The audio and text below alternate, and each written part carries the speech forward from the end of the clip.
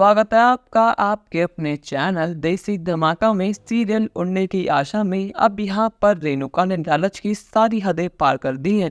उसने पहले रोशनी की शादी अपने बेटे तेजस से कराई थी, ये सोचकर कि उसके घर में एक बहुत अमीर खानदान की बहू आने वाली है।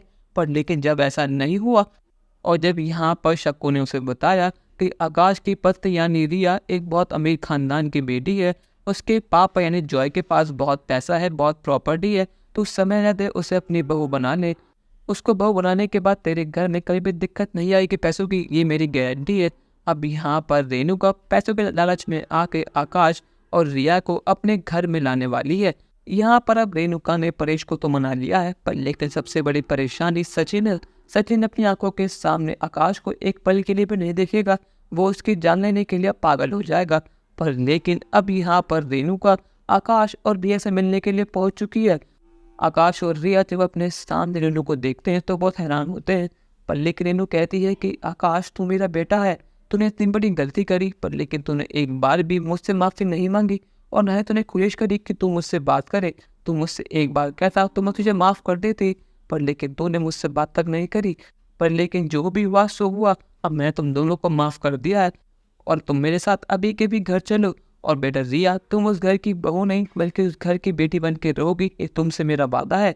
अब यहाँ पर रिया तो बहुत ज़्यादा खुश है ये देखकर कि फाइनली आकाश की फैमिली ने उन्हें एक्सेप्ट कर लिया है। पर लेकिन यहाँ पर आकाश समझ चुका है कि दाल में कुछ तो काला है।